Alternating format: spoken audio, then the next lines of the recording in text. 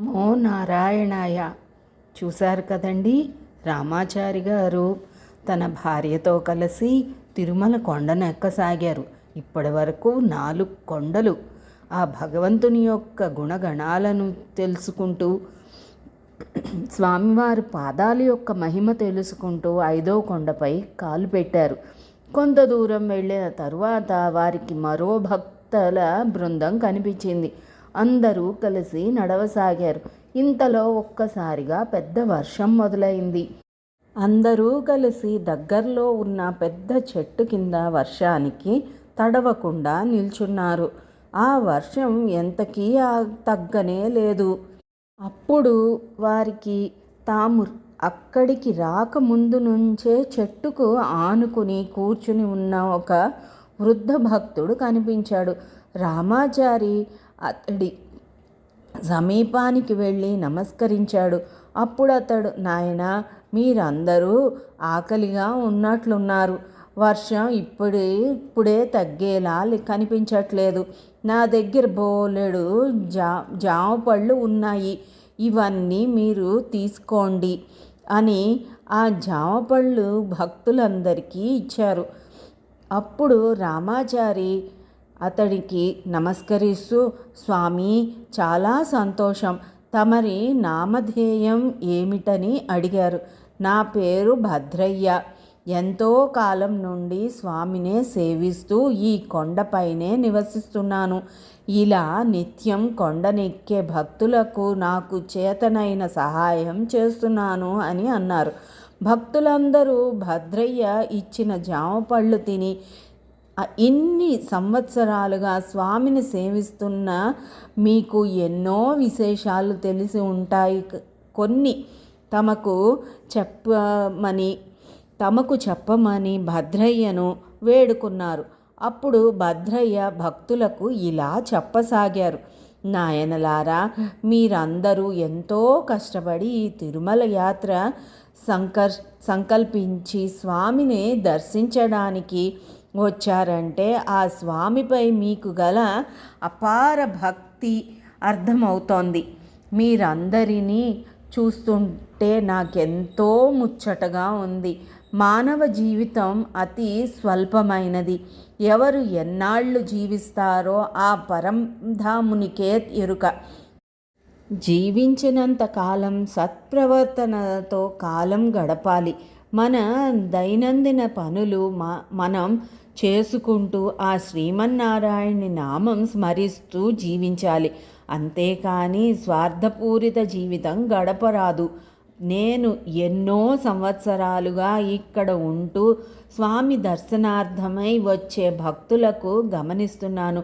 వారిలో కొందరు తమ కష్టాల నుండి కాపాడమని స్వామికి విన్నవించుకోవడానికై వస్తారు. మరికొందరు ఐశ్వర్యాన్ని ఆశిస్తూ ఇక్కడికి వస్తారు. కొందరు అనారోగ్యం నుండి కాపాడమని ప్రాధేయపడుతూ వస్తారు.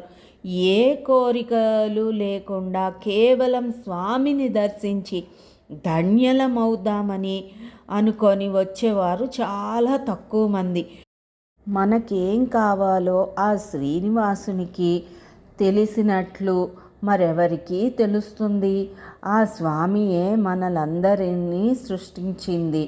మనకేం కావాలో స్పష్టంగా మనకే తెలీదు. ఏవేవో కోరికలు కోరతాము. ఏ కోరికలు లేకుండా ఆ స్వామిని ప్రార్థిస్తే మనకు కావలసినవన్నీ ఆ స్వామే సమకూరుస్తాడు. జీవితంలో దేనికి లోటు ఉండదు. భార్య, పిల్లలని, బంధువులని మమకారాలు పెంచుకోకూడదు. ఈ సృష్టిలో ఏ బంధం శాశ్వతం కాదు. ఈ విశాల ప్రపంచంలో ఒక మనిషి యొక్క జీవితం ఎంతటిది? ఎంతో విలాసవంతమైన జీవితాలు గడిపిన రాజులు, భూమండలం మొత్తం ఏలిన చక్రవర్తులు కాలగర్భంలో కలిసిపోయారు కదా. అలాగే రేపు మనం కూడా ఈ సృష్టిలో శాశ్వతమైనది జీవులందరి హృదయాలలో అంతర్యామి స్వరూపంలో ఉన్న ఆ పరబ్రహ్మమూర్తి ఒక్కడే.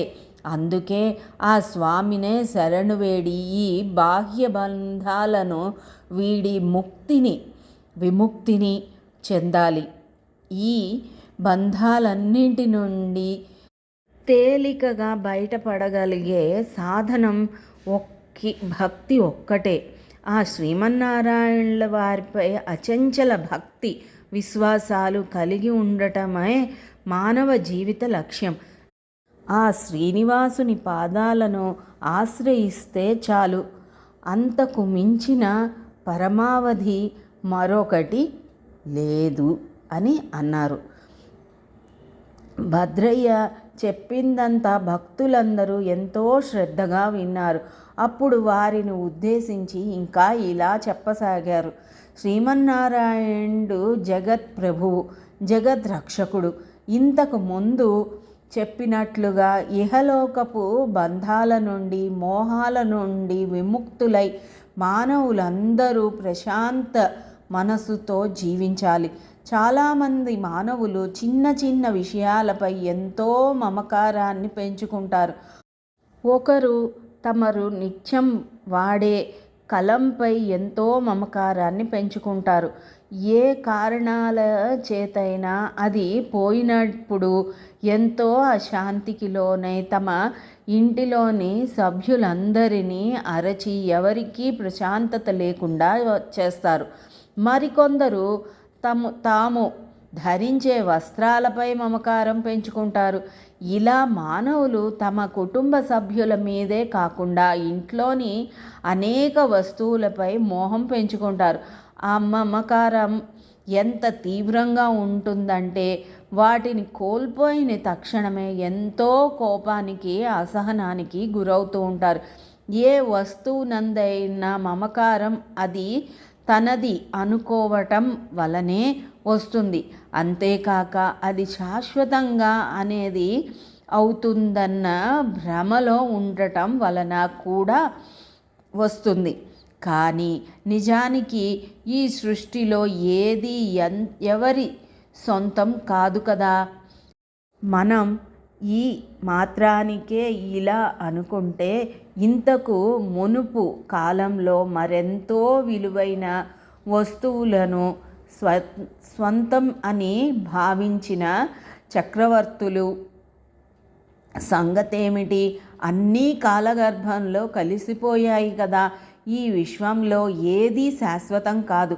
శాశ్వతమైనది పురుషోత్తముడు అయిన ఆ శ్రీమన్నారాయణుడొక్కడే.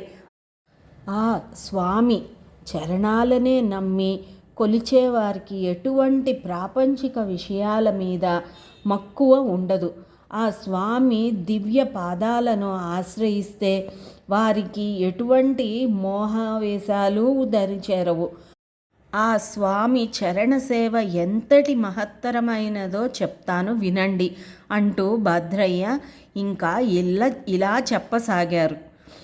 నాయన్లారా, శ్రీనివాసుని ప్రియ భక్తులారా, పూర్వకాలంలో వెంకటాపురం అనే గ్రామంలో శ్రీమన్నారాయణుల వారి దేవాలయం ఉండేది. ఆ ఆలయంలో సుబ్బడు అనే పనివాడు ఉండేవాడు. అతడు ఆలయంలోనే ఒక మూల చిన్న గదిలో నివసిస్తూ ఆలయ ఆవరణ మొత్తం నిత్యం శుభ్రపరుస్తూ ఉండేవాడు. ఒకసారి ఆలయ ఉత్సవాల సందర్భంలో పండితులచే భాగవత ప్రవచనాలు జరిగాయి. ఆ ప్రవచనాల భాగంగా ఒకనాడు వెంకట శర్మ అనే పండితుడు శ్రీమన్నారాయణ తత్వం బోధిస్తూ శ్రీనివాసునికి తులసి అంటే అత్యంత ప్రీతికరమని, ఎవరైతే నిత్యం శ్రీనివాసునికి తులసి దళాలతో పూజిస్తారో వారికి సర్వ సౌభాగ్యాలు కలుగుతాయని, మరుజన్మ ఉండదని అన్నారు. శ్రీనివాసుని పాదాల వద్ద రోజు ఒక్క తులసి దళం ఉంచితే 1000 అశ్వమేధ యాగ ఫలితం లభిస్తుందని చెప్పారు. ఈ మాటలు విన్న సుబ్బయ్య కూడా అదే చేద్దామనుకున్నాడు. అతని మనస్సులో వెంకటశర్మ చెప్పిన తులసీదళ మహత్యం బాగా నాటుకుపోయింది. ఏ చదువులు లేనివాడు, ఏ స్తోత్రాలు తనకు రావు. భక్తులందరూ ఏవేవో కీర్తనలు పాడుతూ పూజలు చేస్తూ ఉంటారు. తనకు మరి అవేమీ రావేయే. తనను గర్భగుడిలోనికి వెళ్ళనివ్వరు. మరి తులసీ దళాలను స్వామి పాదాల వద్ద ఎలా ఉంచాలి అని తలచాడు. అప్పుడు వారికి ఒక ఆలోచన వచ్చింది. ఆ ఆలయంలో భక్తులు అమర్చిన ఎన్నో భగవంతుని చిత్రపటాలు ఉన్నాయి. వాటిలో ఒక పటంలోని స్వామికే తులసి సమర్పించవచ్చని కదా అనే ఆలోచన కలిగింది. మరుసటి రోజు నుండి సుబ్బయ్య ప్రతిరోజు తులసీ దళాన్ని ఆ చిత్రపటంలోని స్వామికి పాదాల వద్ద ఉంచేవాడు. ముందు రోజు సమర్పించిన తులసీ దళాన్ని మరునాడు కనులకద్దుకొని స్వామి ప్రసాదంగా స్వీకరించేవాడు. ఆ విధంగా కొన్ని సంవత్సరాలు చేయడం చేత సుబ్బయ్యకు శ్రీ స్వామివారి అనుగ్రహం కలిగి సుపుత్రుడు కలిగాడు. అతడు పెద్దవాడై చక్కగా చదువుకొని ఆ ఊరి గ్రామాధికారి వద్ద కొలువులో చేరాడు. సుబ్బయ్య జీవితానంతరం కాలం సుఖంగా జీవించాడు. చివర ముక్తిని పొందాడు. శ్రీ స్వామివారి పాదసేవ అంతటి మహిమ కలదు. తులసీదళం నిత్యం స్వామివారి పాదాల వద్ద ఎవరైతే ఉంచుతారో వారికి ఎటువంటి బాధలు కలుగవు, ఎటువంటి అనారోగ్యము దరిచేరదు, సర్వ సౌభాగ్యాలు కలుగుతాయి అని చెప్పారు. భద్రయ్య మాటలు విన్న భక్తులందరూ ఎంతో సంతోషించారు. అప్పుడు రామాచారి భద్రయ్యతో ఇలా అన్నారు: స్వామి, ఆ శ్రీమన్నారాయణుల లీలలను తమరు అద్భుతంగా వివరించారు. విన్న కొద్దీ వినాలని అనిపిస్తున్నది. వర్షం ఇంకా తగ్గలేదు. మమ్మల్ని అనుగ్రహించి శ్రీనివాసుని శ్రీచరణాల మహిమలను ఇంకా వివరించవలసింది అని కోరాడు. అప్పుడు భద్రయ్య రామాచారి మాటలకు ఎంతో ఆనందించి వారందరికీ శ్రీనివాసునిపై గల భక్తికి ఎంతో సంతోషించి ఇలా చెప్పసాగారు: నాయన్లారా, శ్రీనివాసుని ప్రియభక్తులారా, మీకు ఆ శ్రీనివాసునిపై గల భక్తికి నాకెంతో ఆనందంగా ఉంది. ఆ స్వామి గుణగణాలను ముచ్చటించుకోవటం కంటే అత్యంత ఆనందకరమైనది వేరే ఏమున్నది? శ్రీనివాసుడు అత్యంత దయామయుడు. తన భక్తుల చేసే అతి చిన్న సేవకే ఎంతో మురిసిపోయా సర్వం అనుగ్రహిస్తాడు. అయితే మానవులలో చాలామంది ఆ స్వామి గురించి తెలియక ఎప్పుడూ ప్రపంచిక సుఖాలలో మునిగి తేలుతూ ధనం వెనుకే పరుగెడుతూ కాలం గడుపుతున్నారు. లేకపోతే మోహాలు పెంచుకుంటున్నారు. క్షణకాలం సుఖాన్నిచ్చే వస్తువుల కోసమే ఆరాటపడుతుంటారు. చేసే ప్రతి పాప పని ఈ జన్మలోనే లేక వచ్చే జన్మలోనో దుఃఖానికి కారణమవుతుందని గ్రహించరు. మరణం ఆసన్నమైనప్పుడు తాను అనుభవించిన సుఖాలు ఏమీ గుర్తుకు రావు. ఏ సుఖము ఆ మరణ బాధను తగ్గించలేవు. ఆ సమయంలో మనిషి పడే బాధ ఇంత అంత అని వర్ణించలేము. కొంతమంది నెలల తరబడి దీర్ఘ వ్యాధులతో బాధపడుతూ ఉంటారు. వారి బాధ వర్ణనాతీతము. బ్రతికినంత కాలము తానంతటి వాడు లేడనుకొని ప్రవర్తిస్తూ ఉంటాడు. చివరన అనేక బాధలు పడతాడు. ఆ బాధలను తట్టుకోలేక చనిపోతే బాగుండునని తలుస్తాడు. కానీ మరణం అంత తేలికగా రాదు.